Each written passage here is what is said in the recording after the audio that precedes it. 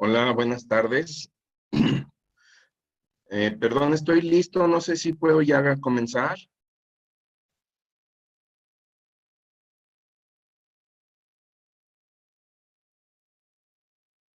¿Ya me escuchan?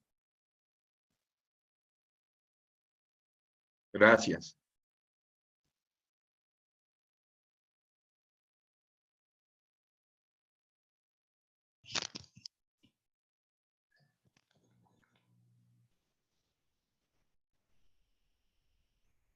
Espérame, indicaciones para comenzar. No sé si puedo hacerlo ahora.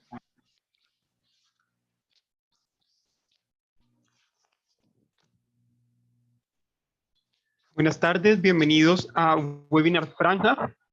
Hoy tendremos como tema reflejos primitivos, la realidad detrás del mito. Tendremos como un invitado especial al doctor Héctor Esparza, quien es magíster en Ciencias de la Optometría de la Universidad de Aguascalientes de México. Doctor Esparza, ¿cómo se encuentra el día de hoy?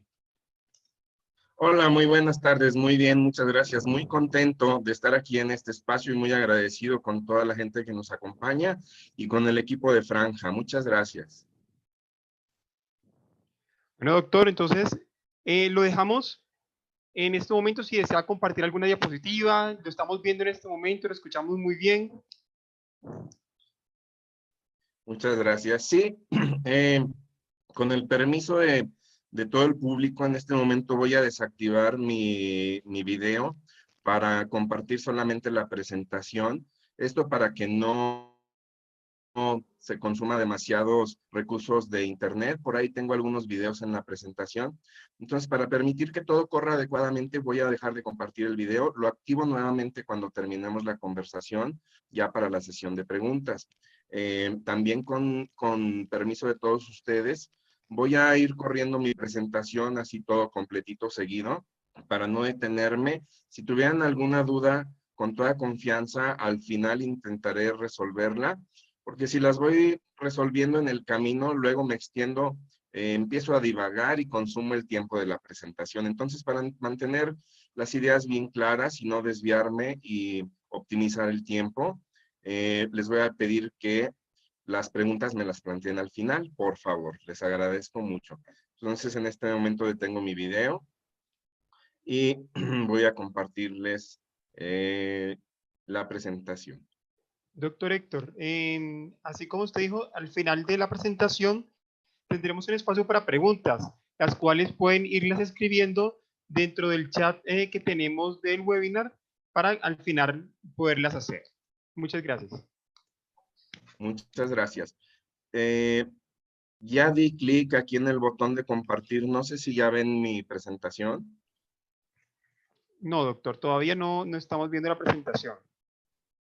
A ver, vamos a ver. Lo voy a hacer otra vez. Bueno.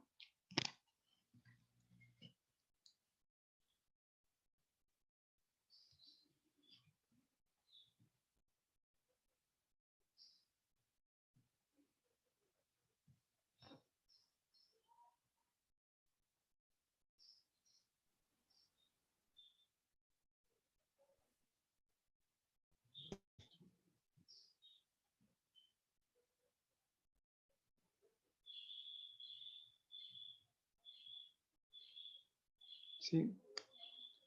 Aún, ¿No? Doc, aún no vemos la presentación. En la parte de abajo del Zoom hay un botón verde que se llama. Ok, ya casi. ¿Ya? Estamos viendo el escritorio de su computador. Ahora sí, ya vemos la presentación. Muy Perfecto, bien, se ve muchas muy gracias. bien. Ahora sí, gracias. Comienzo entonces. El tema que voy a compartir el día de hoy es Reflejos Primitivos, la realidad detrás del mito, por su servidor Héctor Esparza. El propósito de esta reunión es que los asistentes comprendan los principios básicos de la relación entre la visión y los reflejos primitivos. Parto del supuesto que ya tenemos algún conocimiento o alguna vez hemos escuchado el término y de una premisa importante. El tema es extraordinariamente amplio, difícilmente lo vamos a cubrir todo en estos 45 minutos, de tal manera que yo voy a exponer solamente algunos principios básicos muy superficiales y ya cada uno de nosotros nos corresponde profundizar en el tema si resulta de nuestro interés. Yo estaría en toda la disposición de ayudar en el caso de que me sea posible. Eh, Eso para que tengamos bien claro entonces hacia dónde vamos. Ojalá se logre al final de la conversación cumplir este objetivo. Y parto con una pregunta que les voy a pedir que mantengan en su mente hasta unas diapositivas más adelante. La pregunta es, ¿qué tienen en común un sistema de péndulos, un robot que anda en bicicleta, un caballo al galope y un recién nacido o un lactante? Esa es la pregunta. ¿Qué tienen todos ellos en común? ¿Hay algo que comparten entre sí? Mantengan la pregunta, por favor, en su mente y vamos a continuar. Bueno, el inicio de la incursión en el tema de los reflejos primitivos se remonta por allá al año de 1928. En aquel tiempo habría ya un doctor llamado Albert Piper que se interesaba por la maduración del sistema nervioso. Esto en el contexto de la emergencia de la neonatología en el sector de la salud, que comenzó por allá de los años 1890, 1900. Entonces, este doctor Piper incursionó en el tema desde 1924, se interesó él por esto y publicó su primer texto hacia 1928 acerca de la maduración del sistema nervioso. El doctor Piper vuelve a editar nuevamente su libro con la editorial Springer para 1963. Afortunadamente yo pude rescatar este texto de 1928. No me ha sido de gran ayuda porque, como pueden ver, el texto está en alemán y yo con trabajos comprendo el español, así que pues ahí lo tengo esperando a ver si algún día puedo comprender al menos el título. Bueno, el título era La función cerebral en la infancia y la niñez. Desde entonces se ha estado trabajando sobre el tema.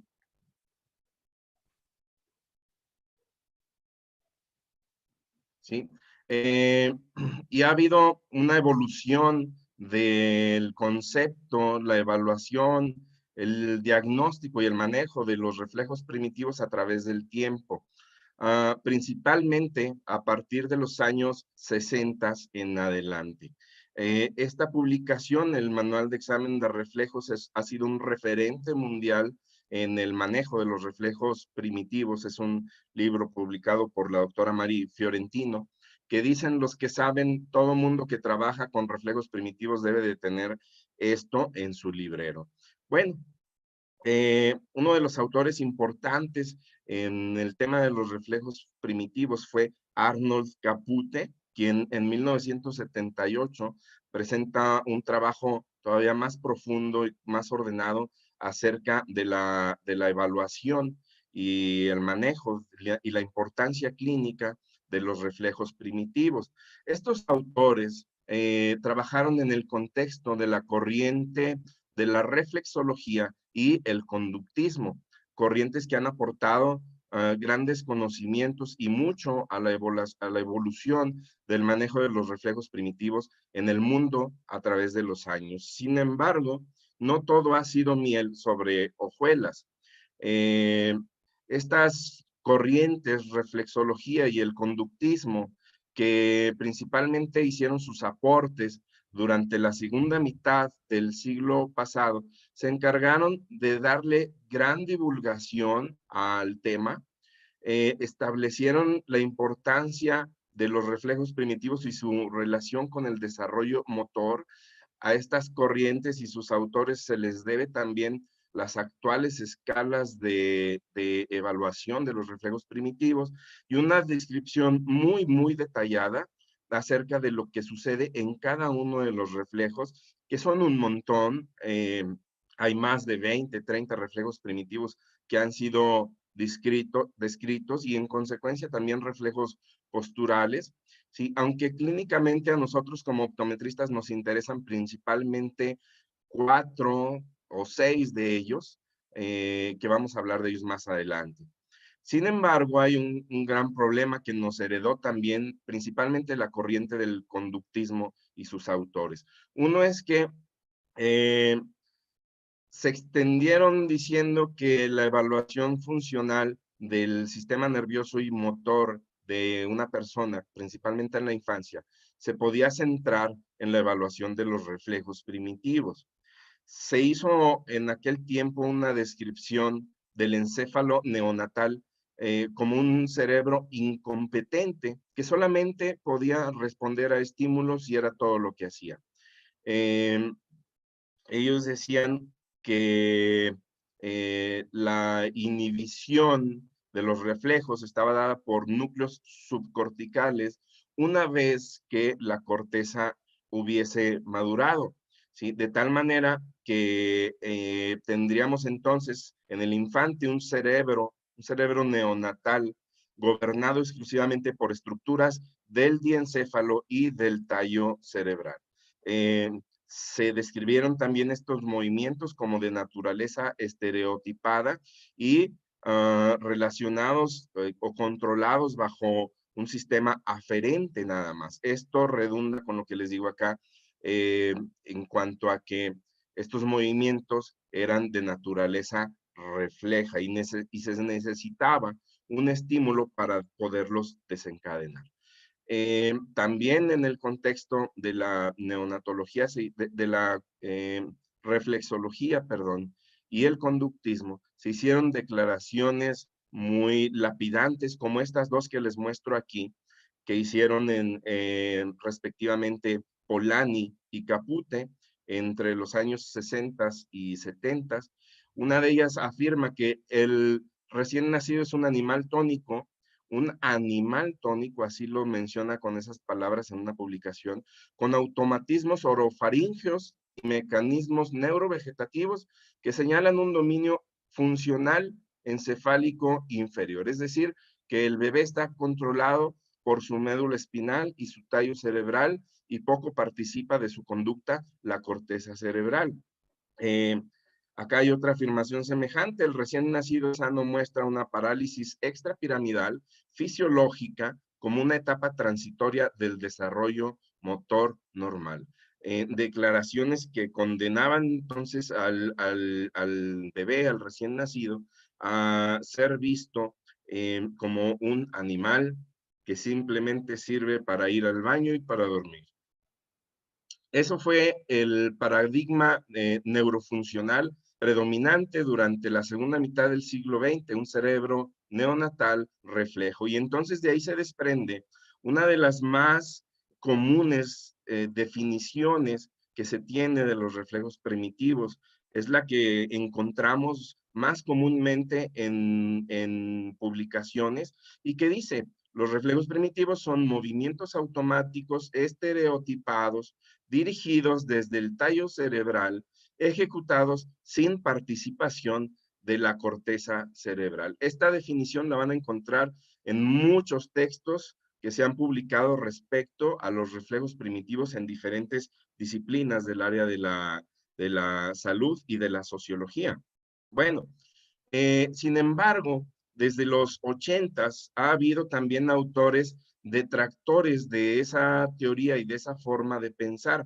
Uno de los más importantes ha sido el doctor Tauen, quien publica en un libro escrito por Preckl una declaración en la que él decía que los reflejos no eran ni primitivos ni reflejos tampoco. Y empieza a ampliar el panorama y hacer una forma de pensar más flexible en cuestión del desarrollo.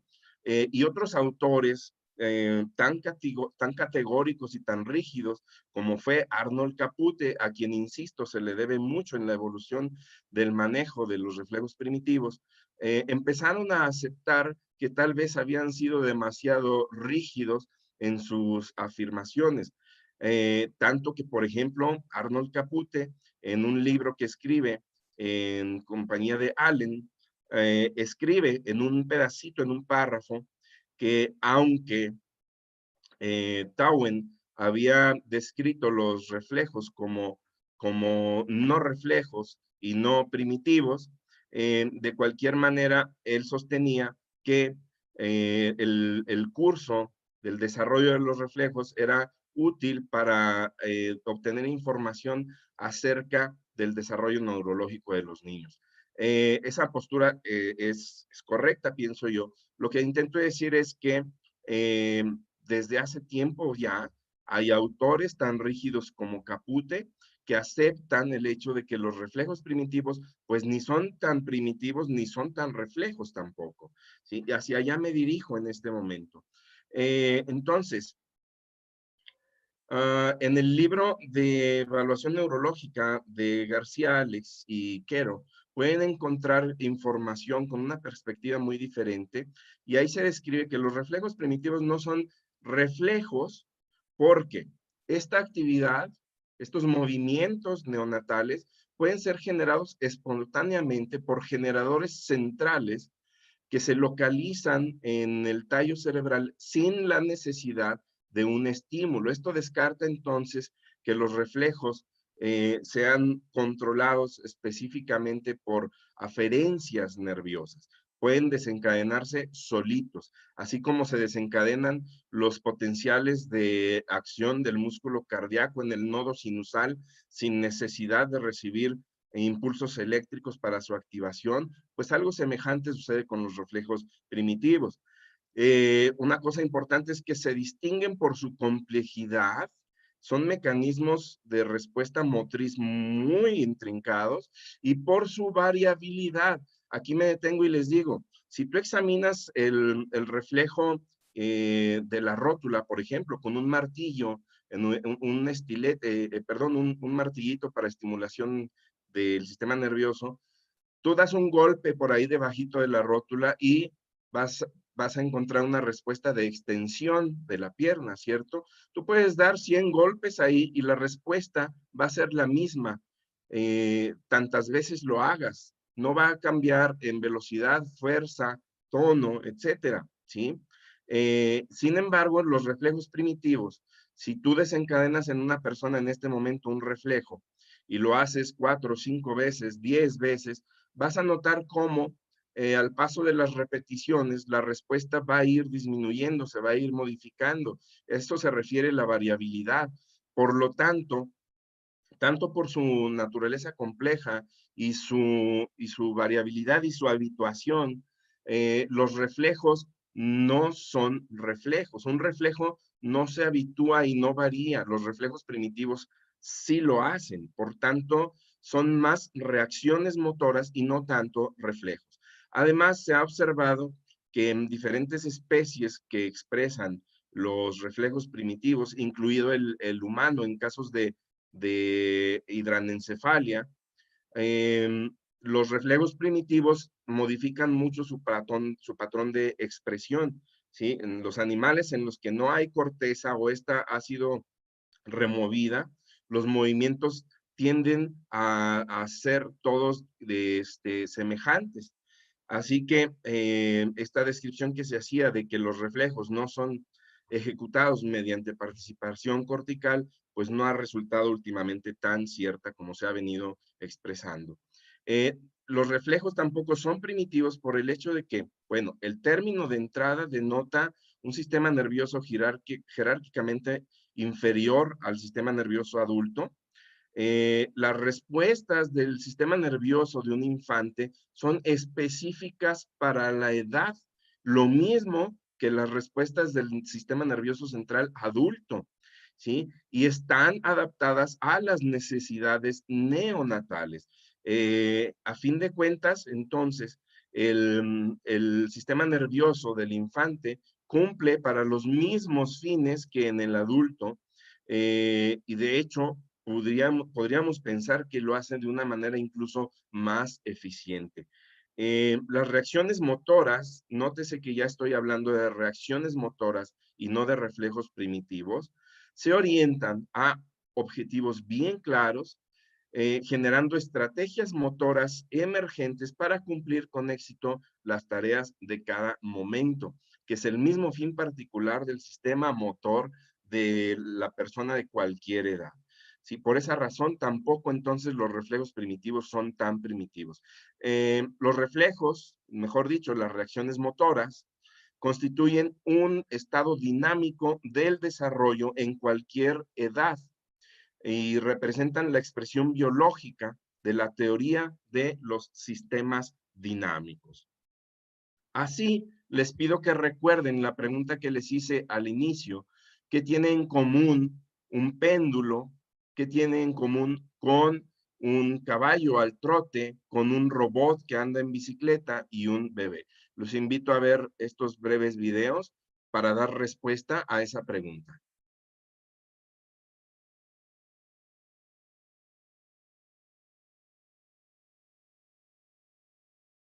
Ahí tenemos un sistema de péndulos. Tal vez ya vieron este video muchas veces antes. Y vamos a ver su comportamiento al movimiento.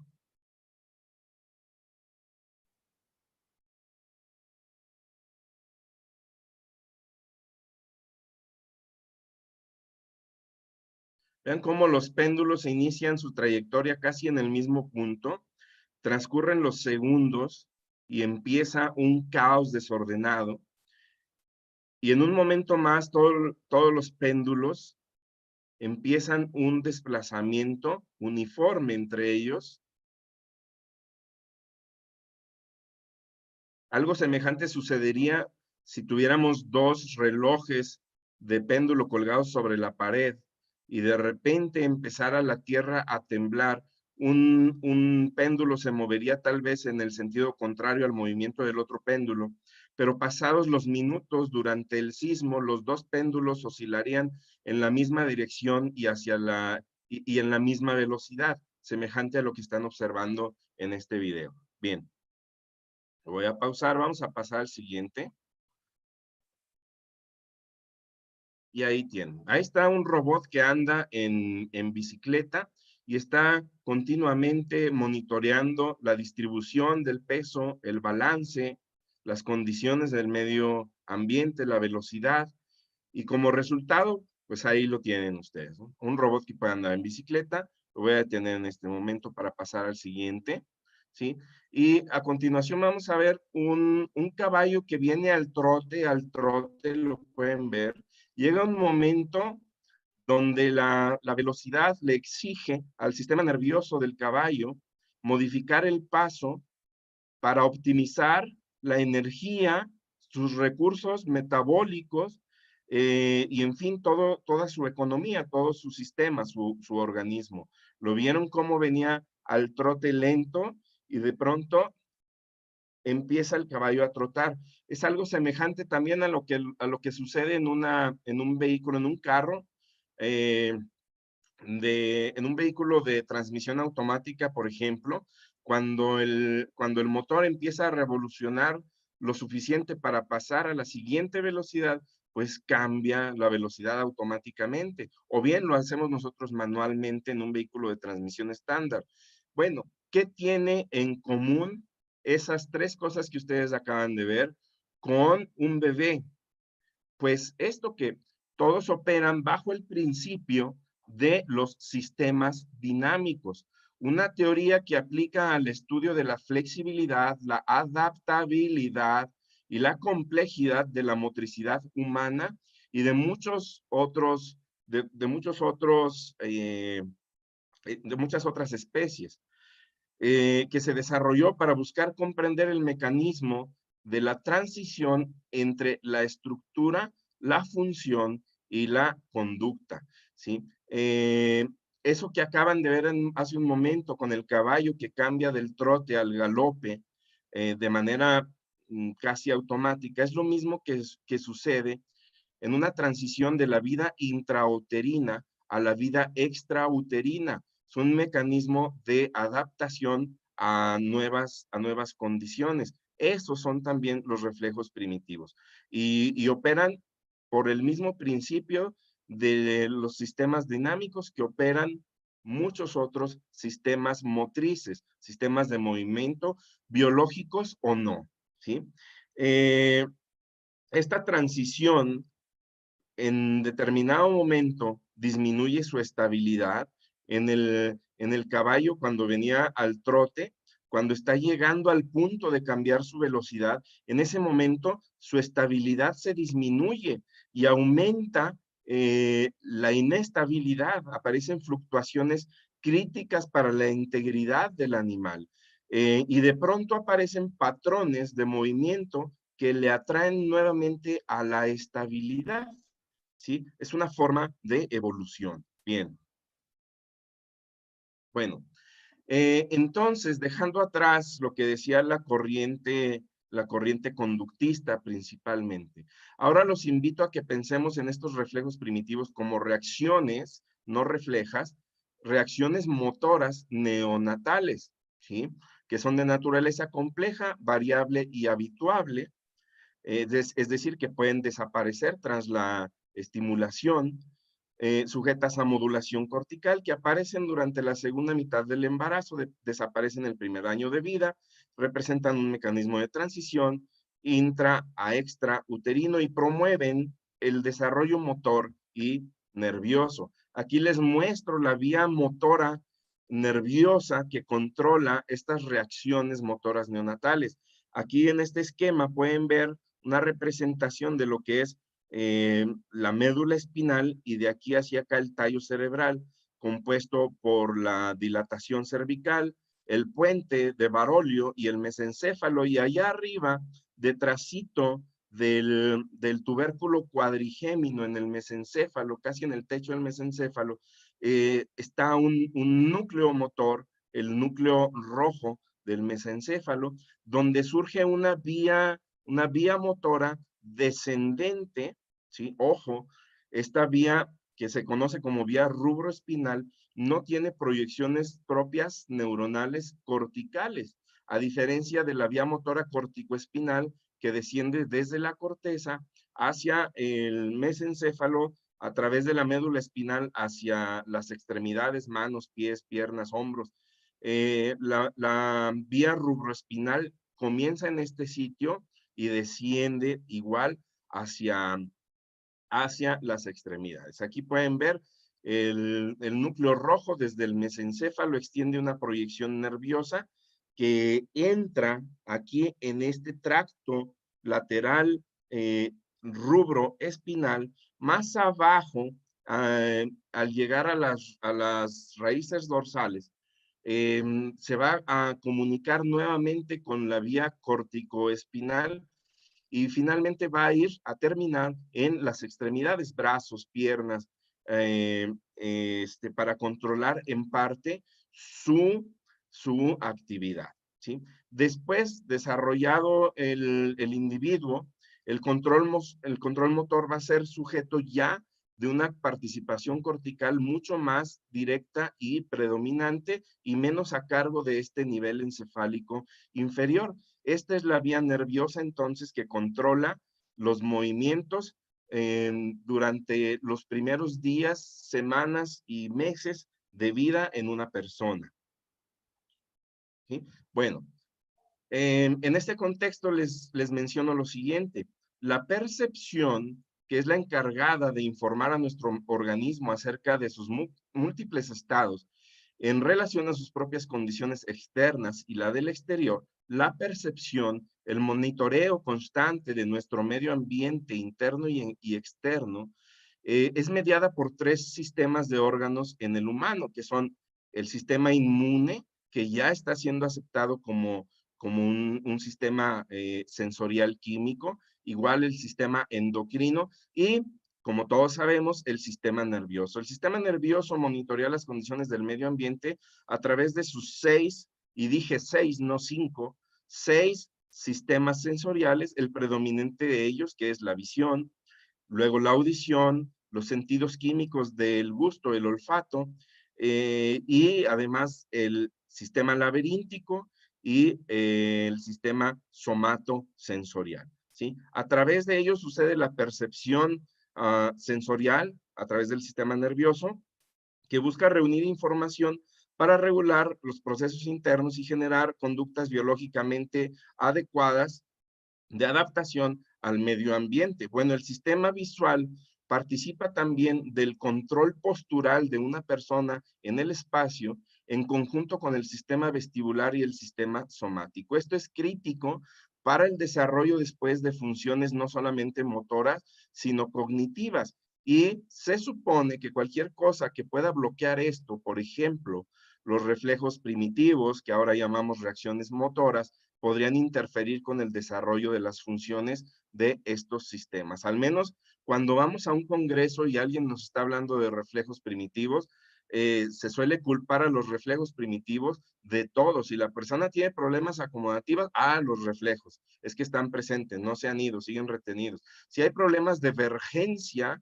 en nuestros ojos, los reflejos, miren, ahí están los reflejos, ya ven, son los culpables de esto. Si hay problemas de visión perceptual, pues son los reflejos, es que los reflejos tienen la culpa de todo, y si los tratamos y los manejemos, automáticamente va a mejorar todo. Eso es algo muy común que se ha escuchado recientemente en los congresos, pero también es algo ya criticado desde hace algún tiempo. La misma doctora Sally Goddard Blythe hace algunos años escribió un documento en el que denunciaba que los reflejos primitivos estaban siendo culpados de todo cuando eso no era cierto, y ella y su hermano Peter Goddard Blythe, que habían trabajado y aportado mucho a eso, desmentían esa situación. Sin embargo, nosotros todavía estamos un poquito atados al pasado. Les platico ahora. La visión perceptual es esta organización funcional del sistema visual por la cual el sistema visual contribuye a la percepción. Estaría organizada clínicamente, según Sheyman y Rus, en 3 diferentes áreas: la de visión espacial, análisis visual e integración sensorial, comprendiendo cada una diferentes habilidades que sirven, son habilidades cognitivas, visual cognitivas, que sirven para obtener, separar, identificar, interpretar, almacenar, recuperar, aplicar información de una escena visual. Eso lo hacemos a través de todas estas habilidades de la visión perceptual, que a su vez se subdividirían en muchas otras más. La atención, por ejemplo, la podemos partir en 7 elementos al menos diferentes, y 3 sistemas de control nervioso también con diferentes funciones, y es respaldada por diferentes estructuras anatómicas. Bueno, pues ahí están. Entonces, ahorita no es la ocasión de explicar todo el modelo clínico de la visión perceptual, pero les puedo decir que los trastornos de la visión perceptual conducen a desórdenes de carácter afectivo, académico, deportivo, laboral, social y una larga lista de etcéteras. Y ahorita pues que estamos hablando acerca de los reflejos, les voy a dar un video corto de 4 de ellos que nosotros acá en la Universidad Autónoma de Aguascalientes, cuando digo nosotros me refiero a la doctora Eunice Rodríguez Mejía, espero que esté aquí escuchando, me daría muchísimo gusto. Desarrollamos un protocolo de investigación en el contexto de su trabajo de tesis, donde se evaluó la interferencia de estos reflejos y el curso de su manejo en relación a las habilidades visual perceptuales que les acabo de mencionar. Miren, este es el reflejo de Moro, uno de los que se trabajaron en ese proyecto. Voy a dejar así correr. Este es un patrón, una reacción motora neonatal que ustedes pueden ver está presente en un niño de, por supuesto, más de 1 año de edad. ¿Vieron? Esa era la reacción, esa es una reacción motora inapropiada en el reflejo de Moro. No vamos a explicar en este momento todas sus características, pero por si no los habían visto alguna vez, se los estoy mostrando. Vean este reflejo tónico del laberinto.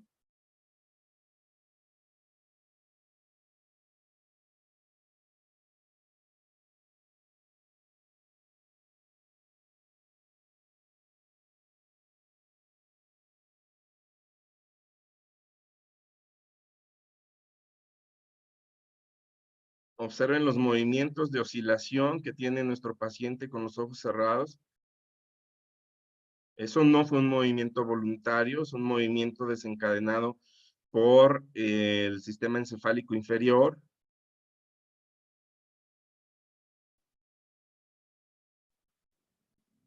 Ahí lo podemos ver. Vamos a ver, vieron esos movimientos de desestabilización, son una pérdida de equilibrio que se recupera enseguida, pero es un problema ya de balance bastante importante.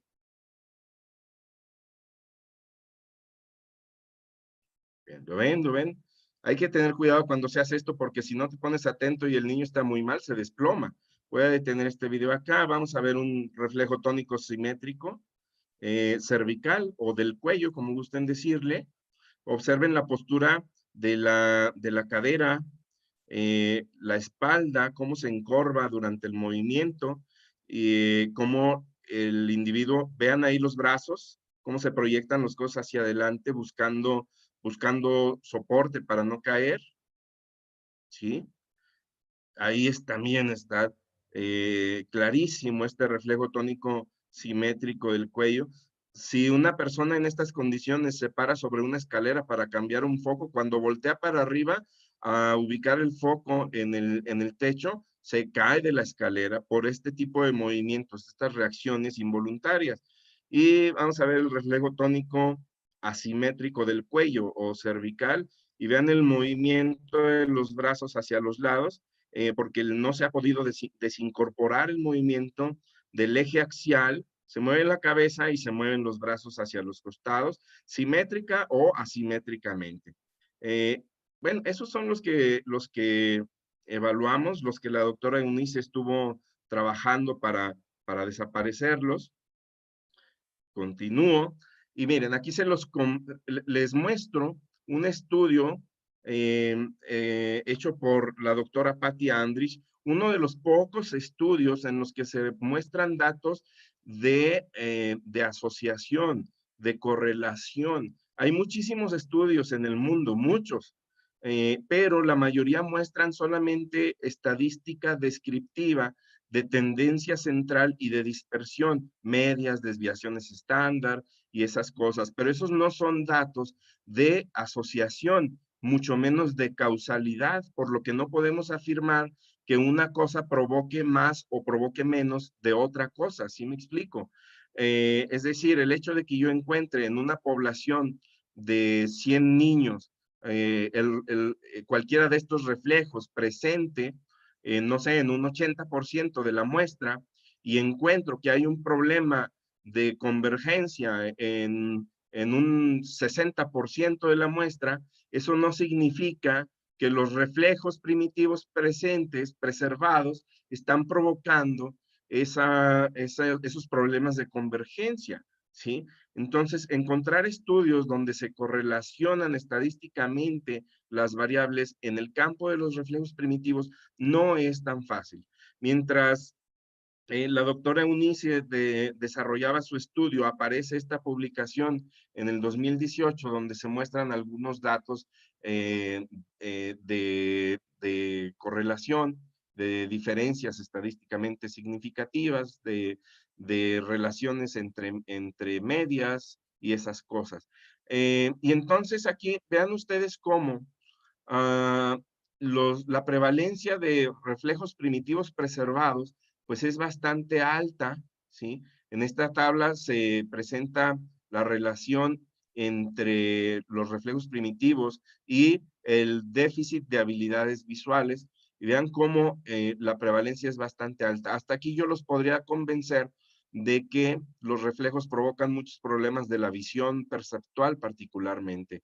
Sin embargo, vean este asterisco de aquí señala que solamente fueron el reflejo tónico del laberinto, el tónico asimétrico y el tónico simétrico, el moro no, el espinal de Galland tampoco, quienes tuvieron alguna relación significativa con el déficit de habilidades visuales, ¿sí? Sin embargo, aquí tenemos otro gran problema, que fue el uso de las baterías de pruebas donde se marca cierta flexibilidad de los resultados como valor esperado y eso no fue considerado al momento de este estudio, ¿sí? Aquí podemos ver que en el estudio se utilizó una prueba oculomotora, una prueba de precisión motora, una de análisis visual, una de nombrado verbal, una prueba de lateralidad, una prueba de motricidad también. Pero, por ejemplo, aquí, esta prueba contiene 7 pruebas diferentes en su interior de discriminación visual, memoria visual, relación figura-fondo, cierre visual, constancia de formas y bueno, así.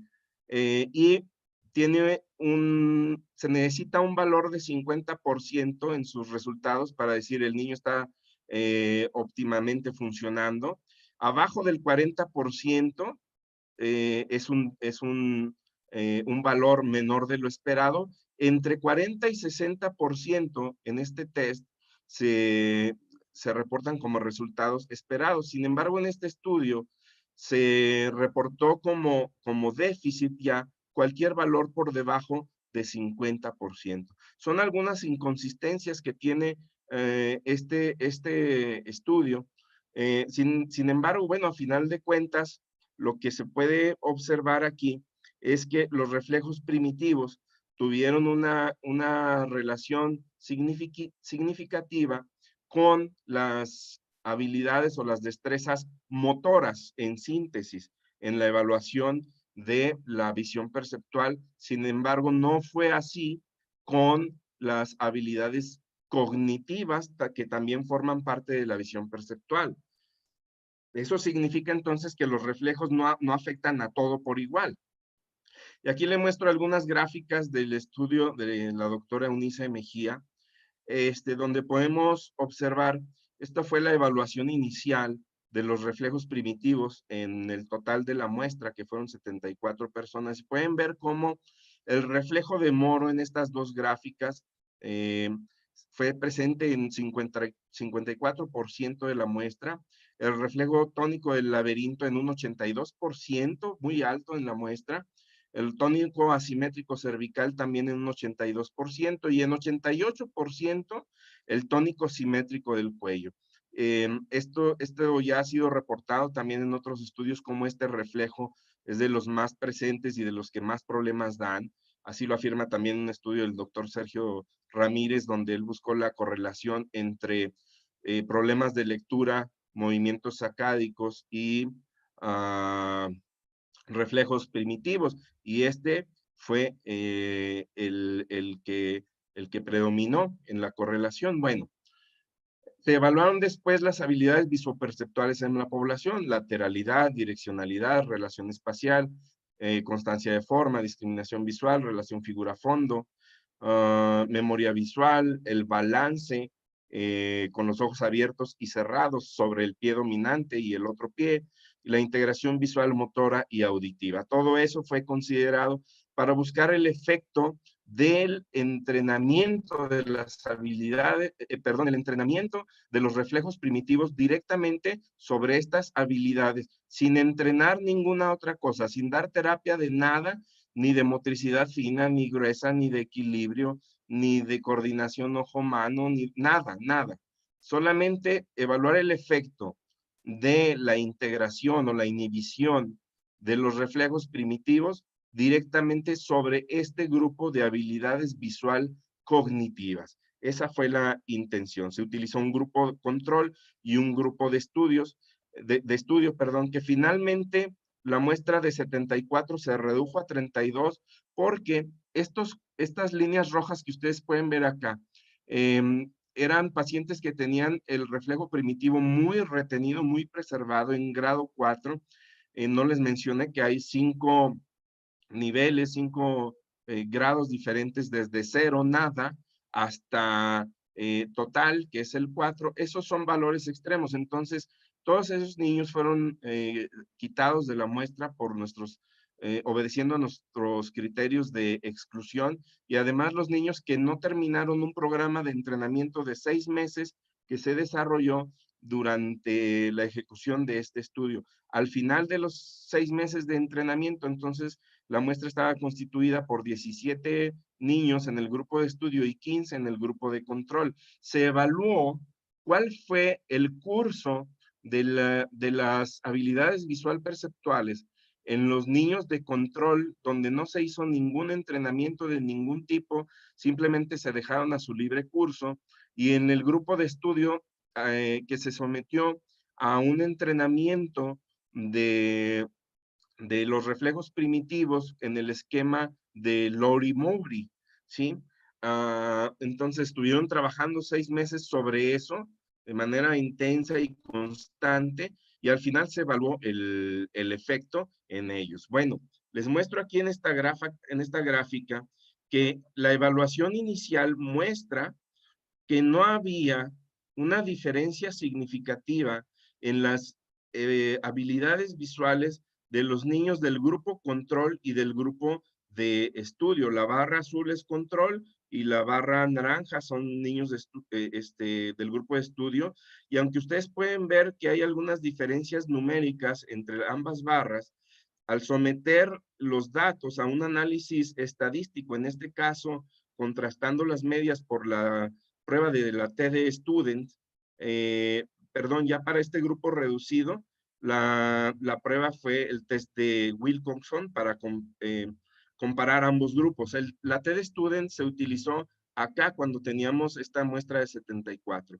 Y acá se utilizaron métodos de estadística no paramétrica por el tamaño de la muestra para que esto fuera de igual manera valioso. Entonces, el test de la U de Mann-Whitney, que fue utilizada para comparar grupos, no mostró significancia estadística entre estas diferencias numéricas que ustedes observan aquí. Es decir, todos los niños andaban mal en su desempeño, pero tanto los que tenían reflejos primitivos como los que no los tenían. ¿Sí? Eso es un dato súper importante. Después se compararon los resultados de las habilidades visual perceptuales, tanto en el grupo de estudio con el grupo control al interior de los grupos y en comparación entre ellos. Y bueno, ahora vemos estos datos importantes. Esta tabla es del grupo de estudio, nada más. Aquí se muestra el grupo de estudio en 2 diferentes momentos, antes del entrenamiento y después del entrenamiento. Y podemos ver que de toda la serie de habilidades perceptuales, solamente los niños mejoraron en su nivel de constancia de forma, discriminación visual, memoria visual, en su capacidad de equilibrio o balance, y en su integración visual motora.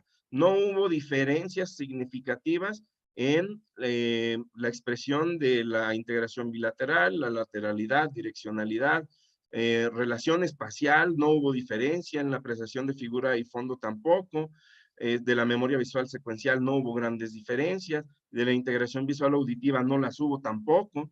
Entonces, estos niños que tenían los reflejos retenidos o preservados, fueron sometidos a un programa de entrenamiento y solamente algunas de las habilidades de la visión perceptual mejoraron significativamente, ¿sí? Eso en términos estadísticos. Y esta tabla de aquí abajo pertenece al grupo de control, muestra la significancia entre su estado inicial y final.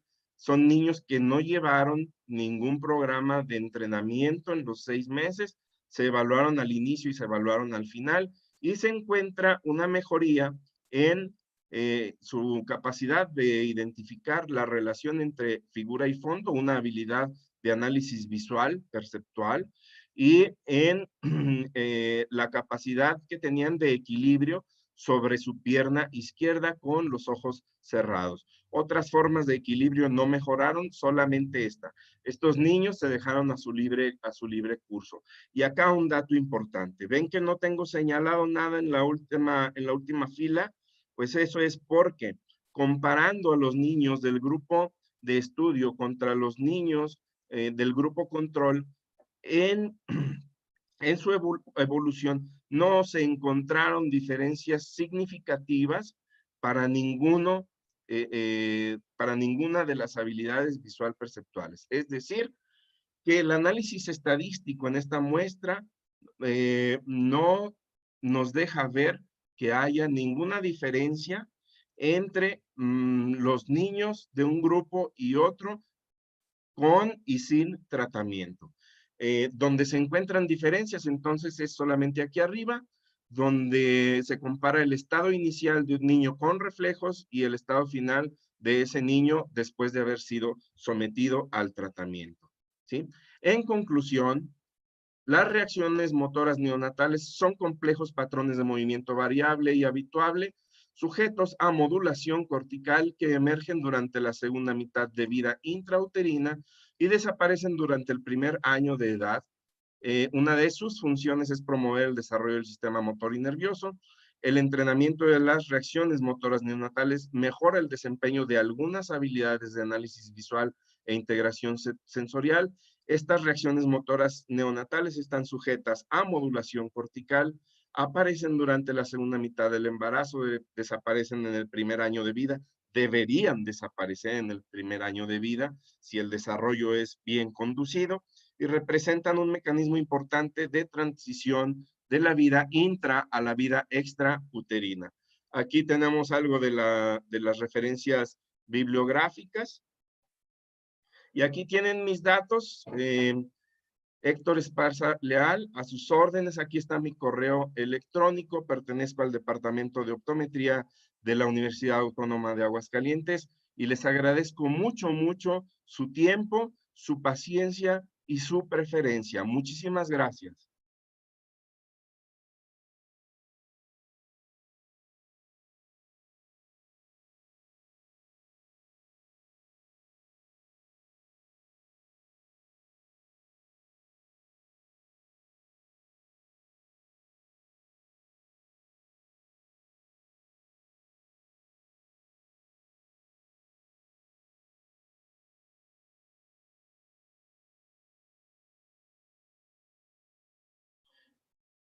No sé si alguien tenga alguna pregunta, algo que no haya quedado suficientemente claro, tal vez.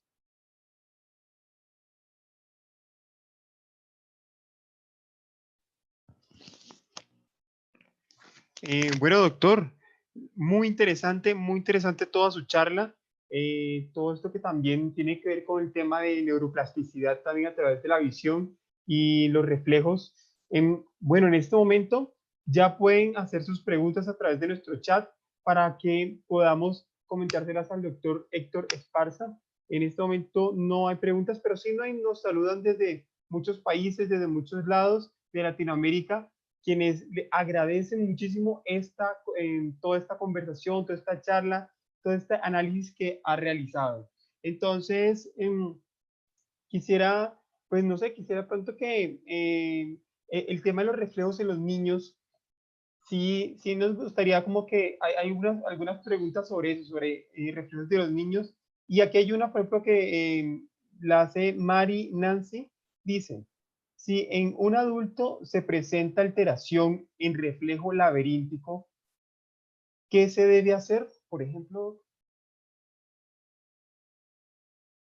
¿Qué se debe hacer? Bueno, lo primero es tener una evaluación precisa de ese reflejo. Es un reflejo, una reacción motora que da principalmente problemas antigravitatorios y de localización espacial y tiene una gran relación con el desarrollo del sistema motor principalmente. Entonces, hay diversas formas de tratamiento. La simple replicación del movimiento es útil para manejarlo. Sin embargo, yo pienso que no se trata nada más de manejar el reflejo, sino que habría que intervenir también con una intervención motora en general que vaya desde el manejo del fortalecimiento y el control cervical, de la cintura escapular, abdominal, de la fuerza en las extremidades inferiores y un programa de entrenamiento del equilibrio, que sería lo más complicado. bien, doctor, hay otra pregunta que es la siguiente. Si los reflejos no desaparecen al primer año de vida, ¿es probable que sean permanentes? No necesariamente. A cualquier edad se puede trabajar sobre una reacción motora neonatal. claro, mientras más avance el tiempo, será más complicado por diversos factores, no solamente biológicos, sino incluso por problemas, condiciones sociales. Por ejemplo, si el paciente ya es un niño que va a la escuela, eso le reduce el tiempo, depende ya mucho de la situación económica de la familia. Si ambos padres trabajan, pues es más complicado. Si el paciente ya es adolescente, es adulto, tal vez él ya estudia en un grado profesional o bien tiene que trabajar para vivir. Entonces, cada vez el acceso a los sistemas de salud va siendo más complejo, y a eso habría que agregar que la plasticidad sináptica, si bien no se pierde en ningún momento de la vida, siempre está ahí. Sí hay menos de ella cada día que va pasando, pero no, el reflejo no sería como ya permanente por no haber desaparecido al año de edad, no. Bien, doctor. Por ejemplo, en la práctica, ¿cómo podemos sospechar que hay alteración de estos reflejos? ¿Qué sintomatología nos puede llevar a ello? Em, Hay muchas manifestaciones. Yo pensaría principalmente en el control oculomotor. Miren, en sistemas motores hay algo que se conoce como unidades motoras, que es la cantidad de fibras musculares que pueden ser gobernadas por una fibra nerviosa.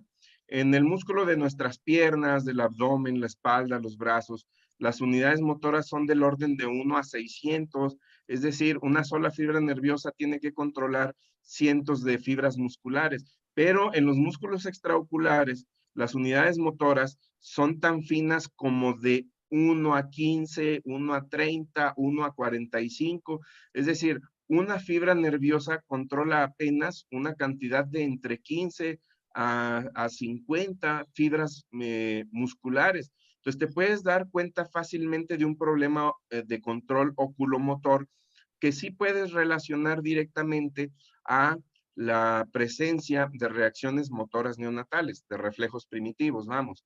Y entonces, un problema de esa naturaleza se puede traducir como un problema de lectura, de baja comprensión de la lectura, un problema donde el niño para leer tiene que guiarse con el dedo sobre la hoja. Puede ser un niño tímido que no confía en su sistema motor y se mueve poco, o por lo contrario, puede ser un niño que ya va y viene y no puede controlar la actividad de su sistema motor. Son niños que pueden ser muy distraídos, etcétera. Pero bueno, yo buscaría entonces datos principalmente en el control oculomotor. El sistema oculomotor es un sistema extraordinariamente complejo. Hay muchas estructuras nerviosas que participan de controlar un simple sacádico, un movimiento de fijación o un movimiento de seguimiento, y ahí se involucra, para ejecutar un solo sacádico, se involucra el mesencéfalo, la sustancia negra del mesencéfalo, el tejido reticular mesencefálico, la corteza parietal posterior, el núcleo caudado, los núcleos pulvinares, eh, el núcleo prepósito, hipogloso. O sea, es una cadena supranuclear nerviosa muy compleja, de manera que un mal desarrollo se puede notar fácilmente en el sistema oculomotor. Además, el sistema oculomotor es un fiel sirviente del sistema de concentración de la atención. Entonces, a menudo te puedes dar cuenta de un problema de la atención a través de un problema de control oculomotor. Eso sería lo que yo buscaría. Bueno, Doc, aquí hay dos preguntas. La primera es, em, ¿cuál de los cuatro reflejos deberíamos tratar primero? Y la segunda es, ¿existe algún límite de edad para trabajar estos reflejos primitivos? No hay límite de edad, se puede hacer en cualquier momento. Y el orden, pues es algo variable, porque eso depende. Hay cuatro niveles de preservación de los reflejos, aunque se supone que deberíamos de seguir eh, el patrón de aparición intrauterino de los reflejos. La realidad es que si tienes, por ejemplo, un reflejo de Moro preservado en nivel 1, y un tónico simétrico del cuello preservado en nivel 4, pues lo que urge más es trabajar con el simétrico del cuello. Viceversa, eso es variable, aunque sí hay un curso establecido de su aparición y de su desaparición también. Podríamos eso sería eh, un tema digno de desarrollar en un taller de evaluación y manejo de las reacciones motoras neonatales. Bien, doctor. Aquí hay otra pregunta que dice, ¿cuál es el especialista que le debe dar tratamiento a los reflejos que no están integrados en la edad adulta? Bien, esa pregunta está interesante. Yo les digo, desde de mí para mí, yo digo siempre que le mueva el que le sepa. Eso es lo que yo opino de mí para mí. ¿Sí? O sea, si tú lo sabes hacer, hazlo. Si lo sabes hacer bien hecho, si tienes fundamentos para hacerlo, adelante. Esto lo puede hacer un terapeuta físico, lo puede hacer un psicólogo del desarrollo, lo puede hacer un optometrista que sepa manejar visión perceptual. O sea, desde mi punto de vista, los sistemas biológicos no tienen dueño y puede incursionar ahí cualquiera que sepa hacerlo y que se prepare conscientemente para hacerlo. Pero esto no implica que sea un campo que le pertenece a una disciplina o a otra o a otra o a otra. Desde mi punto de vista no es así. Entonces, si eres psicólogo, si eres optometrista, si eres terapeuta físico, si eres un psicopedagogo orientado al manejo de problemas de aprendizaje y deficiencias motoras y esto, pues adelante. Doctor, bueno, primero que todo, Si lo le sabes pido el hacer, favor, adelante. le pido el favor que mueva un poco su pantalla porque Ah, quedó perdón, exactamente, ahí ahora sí lo vemos mucho mejor. Se gracias. corrió un poco. Bueno, no, continuamos. Son muchas preguntas las que hay en este momento, doctor. Por ejemplo, aquí dice Etel Moroni, dice, ¿el cambio del término reflejo primitivo a reacción motora se considera como más apropiado hoy en día? Sí, el término de reflejo primitivo ya viene en desuso. Sigue siendo el término más socorrido, el más utilizado. Por eso, cuando ustedes vieron el nombre de la charla, dice reflejos primitivos, porque si le pongo reacciones motoras, pues no entra nadie. Eh, entonces, sigue siendo el término más utilizado, pero aunque fue un término útil en su momento, ya es necesario cambiar de paradigma, de concepción, evolucionar un poco. El término de reflejo primitivo y reacción motora se refieren prácticamente al mismo patrón de movimiento, ¿sí? O sea, el reflejo primitivo de Moro sigue siendo Moro, aunque le digas reacción motora o le digas reflejo primitivo. Siguen siendo un indicador de la maduración del sistema motor y nervioso. Lo que yo pretendo es cambiar nuestra concepción acerca de por qué no es un reflejo y eso nos permitirá ampliar nuestros horizontes en su manejo y por qué no es primitivo y eso nos permitirá, yo pienso también evolucionar a diferentes formas de manejo, tener una mente más flexible y eso nos llevaría a ser más exitosos también en el manejo de este tipo de alteraciones del sistema nervioso y motor. Muchas gracias, doctor. También está esta pregunta. En el estudio que mostró, dice que no hay cambios significativos. ¿Eso quiere decir que la terapia no es efectiva? Bueno, yo mostré que los niños que tenían los reflejos preservados, este es un estudio que se hizo en niños de 6 a 12 años de edad, los niños que tenían los reflejos primitivos preservados mejoraron después de haberse tratado. Los niños de control se dejaron a su libre curso. Comparando a ambos, no se encuentran diferencias entre un grupo y el otro. Eso no significa que no sirvió el tratamiento para nada.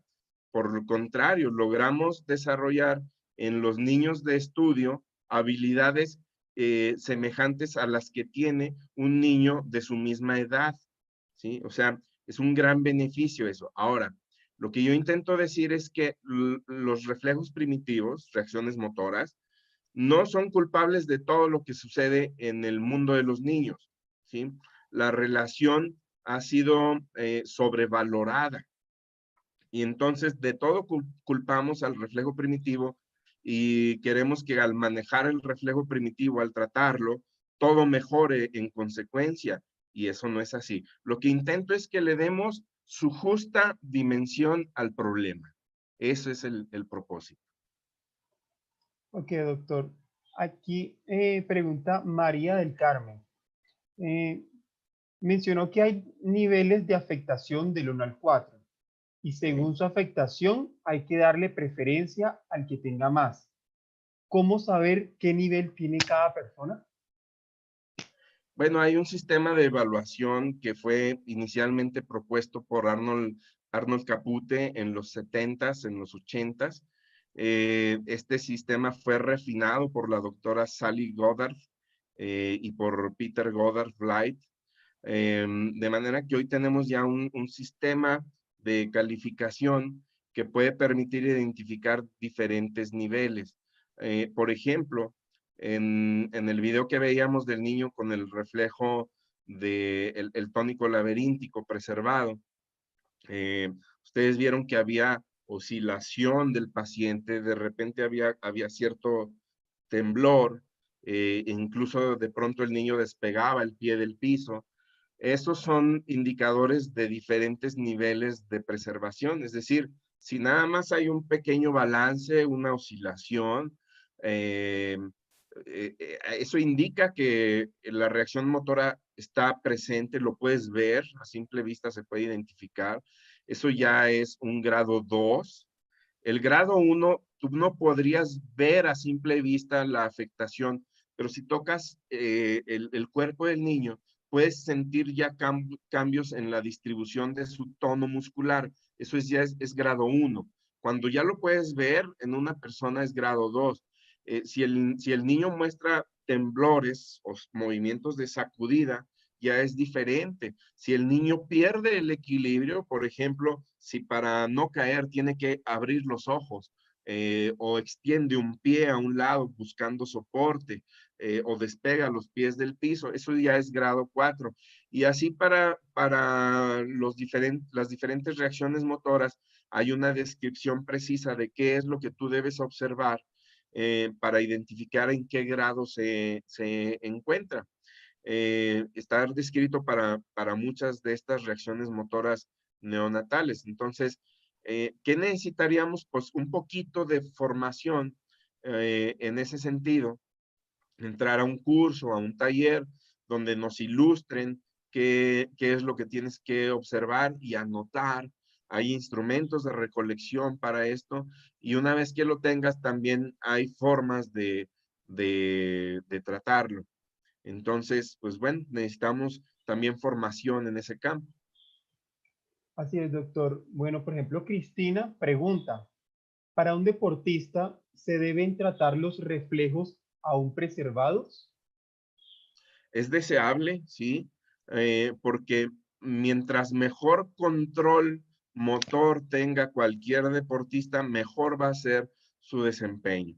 La diferencia entre un deportista de alto desempeño y un deportista callejero, además de cuestiones de oportunidades y cuestiones sociales, principalmente las diferencias son de control motor y emocional. Entonces, por supuesto que es deseable. Bueno, por ejemplo, Margarita González comenta que el examen de evaluación debe ser un examen de rutina de los bebés en la consulta para prevenir alteraciones posteriores y se deben evaluar luego del año de edad. Bueno, se deben de evaluar en el momento del nacimiento, forma parte de una batería de evaluación perinatal, neonatal, Y de ahí en adelante, los médicos pediatras acostumbran a hacer, bueno, no todos, pero se hacen evaluaciones periódicas, mensuales, bimestrales, durante el primer año de vida, y sería justo por lo menos poder hacer una evaluación en ese sentido antes de que el niño inicie sus diferentes grados escolares, antes de que entre al preescolar, antes de que entre a la educación básica primaria, porque pues estos problemas pasan factura más adelante, principalmente cuando el grado de exigencia sube, porque no es lo mismo cuando el niño aprende a identificar formas, colores, que cuando tiene que identificar, recordar datos históricos, ecuaciones matemáticas de mayor complejidad. Entonces, bueno, eh, yo pensaría que esto se hiciera al momento del nacimiento, después en las evaluaciones mensuales, bimestrales, y ya después con menor frecuencia, pues por lo menos antes de iniciar diferentes grados de educación. Doctor, está preguntando, Etel Moroni dice, ¿se puede considerar al revés, que los problemas visuales influyan negativamente en las reacciones motoras? Ah, buena pregunta. Si tengo que contestaros honestamente, no lo sé. Yo podría pensar que sí, por lo que acabamos de platicar, pero regularmente no me gusta hacer afirmaciones si no tengo un dato sólido que yo haya leído en una publicación, y entonces empíricamente podría decir que sí, pero la realidad es que no tengo un dato estadístico que lo sustente. Tendría que disponer de alguna publicación donde eso haya sido reportado para confirmar que sí, pero no lo sé. Doctor, bueno, hay varios, de pronto varios estudios para el tema de los reflejos en los niños. Usted en su consulta ha tratado mucho el tema del reflejo del miedo. No, bueno, de entrada tengo que decirles que yo actualmente ya no me dedico a la consulta, me dedico a la docencia en el Departamento de Optometría de la Universidad Autónoma de Aguascalientes, y en algunas ocasiones me asignan horarios de clínica. Entonces, actualmente ya no estoy consultando, me dedico a enseñar estas cosas en la Universidad Autónoma, y en ese campo no es algo en lo que yo haya incursionado. Muy bien. Y por último, nos pregunta Cristina, ¿qué literatura nos recomienda para iniciar el estudio y comprensión de los reflejos? Yo sugeriría, hay varios textos de la doctora Sally Goddard que están disponibles en línea. Entonces yo pensaría que es buen inicio leer los textos de ella. Hay 4 o 5 libros que ella ha escrito y es un referente. Yo buscaría por ahí primero. La doctora se llama Sally Goddard Blight.